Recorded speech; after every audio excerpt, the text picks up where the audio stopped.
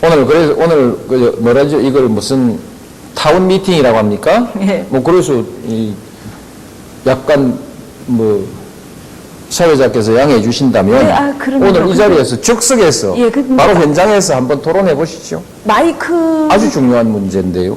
예. 어느 분이라도 왜 지금 하면 안 되는지. 데일리한 김승석 기자입니다. 예. 국민들이 지금 현재 대통령께서 발의하겠다고 하시는, 강행하겠다고 하시는 그 개헌안에 대해서 전혀 공감대를 느끼지 못하고 있습니다. 왜 하면 안 되냐고 물으시기 전에 국민들이 이렇게 궁금해하는, 그리고 왜 해야 되는지 이해하지 못하는 것들을 충분히 공론화 과정을 거치지 않으신 거 아닌가 하는 생각이 드네요. 예. 거기에 대해서는. 예. 예. 지금 되게 이건 아시죠? 뭐 63%에서 60% 후반까지 개헌이 필요하다라고는 말하는 건 알고 계시죠? 그 여론조사에서. 그런데 지금은 아니다라고 답하는 사람이 그 중에서도 압도적으로 많다는 거 아닙니까? 몇 %인지 기억을 못해서 내가 말씀을 못 드리는데, 제 얘기는 많은 사람들이 공감대가 없는데 왜 하려고 하느냐 이 말씀 아닙니까? 공감대 없는 많은 얘기들을 의제로 제기해서 그것을 논의해보자 라고 하는 것이 정치하는 사람의 본분입니다. 그런데 저는 전혀 공감대가 없는 것도 아니고, 지금까지 각 당에서 여러 그룹의 개헌 연구 모임도 있었고, 여러 메이저 신문에, 큰 신문에서 사설로 전부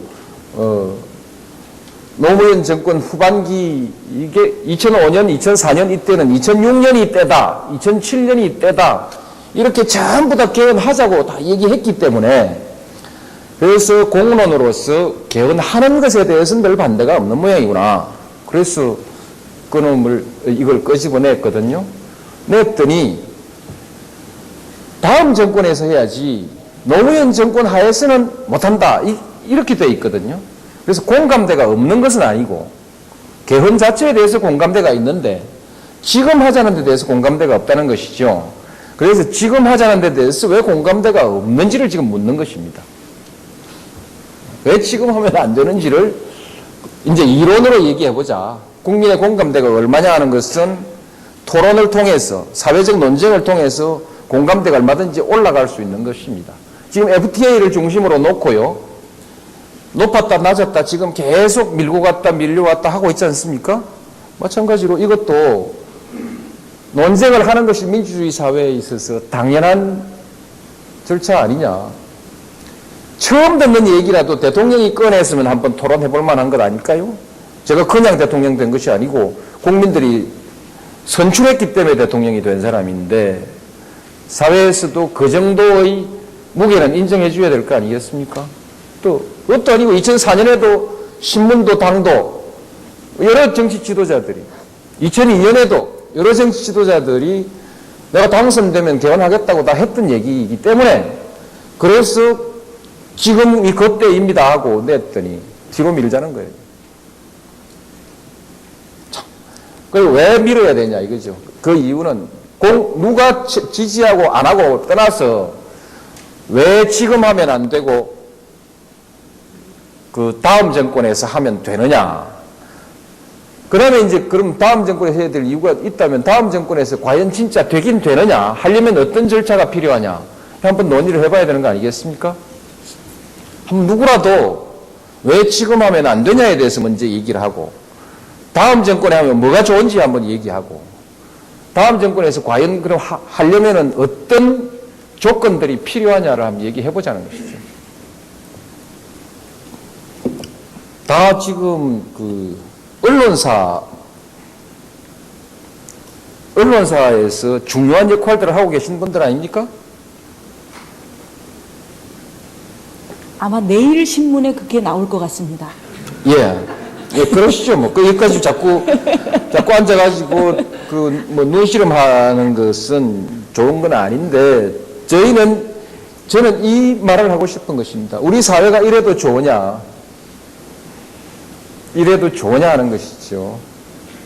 지금의 여론이 모든 것이냐? 그런 것은 아니거든요. 여론에 영향을 미치기 위해서 충분하고 활발한 토론을 하고 그 토론도 가급적이면 공정하게 하기 위해서 공론조사라고 하는 방법들을 흔히 쓰지 않습니까? 새롭게 개발해서 충분히 토론을 지켜보고 답을 내게 하는 이런 과정들을 만들어내는데 왜 그렇게 하느냐? 그것은 올바른 답을 찾아 나가기 위한 민주주의적 과정인데 우리는 덮어버렸어요. 그래놓고 그래도 그냥 갑니다. 왜 밀려가냐?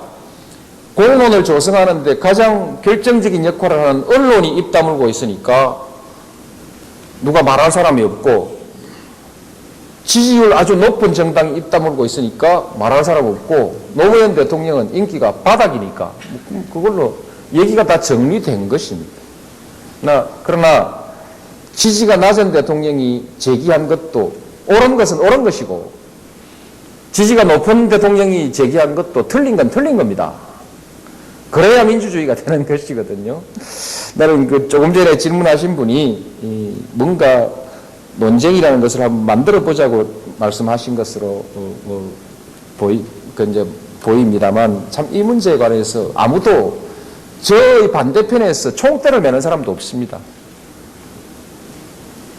논리가 안 되니까 그냥 그 토론의 재미를 위해서 한번 그 역할을 한번 맡아보는 것 이외에 진정한 의미에서 토론하려는 사람이 없습니다. 그런데 이게 가벼운 문제냐? 그렇지 않습니다. 결코 가벼운 문제가 아닙니다. 그 다음에 본질적으로 원포인트 개헌이 아니라 본 내용을 본격적으로 개헌해야 되는 거 아니냐? 지금 그것이 가능하지는 않습니다. 반드시 해야 되지만 지금 가능하지는 않습니다.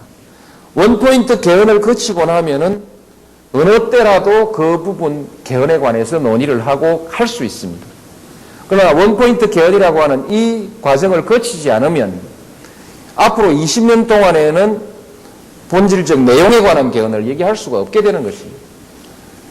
그러니까 앞으로 그 대통령이 지지율 낮다고 정당한 무슨 합당한 이유도 없이 덮어버리고 개헌을 약 20년 동안 개헌 얘기를 할 수 없는 상황이 지금 곧 문턱을 넘어서고 있는데도 그냥 가자고 하는 이것이 정당하냐. 제가 항상 얘기하는데 우리 국가가 세계적인 경쟁의 시대에서 적어도 뒤떨어지지 않으려면 변화의 속도가 그만큼 계속 가져야 된다. 개혁의 속도라고 말할 수도 있습니다. 사회적 시스템이라고. 변화의 속도가 이 시대가 요구하는 속도만큼 거의 가깝게 따라가지 않으면 그 사회는 낙오합니다.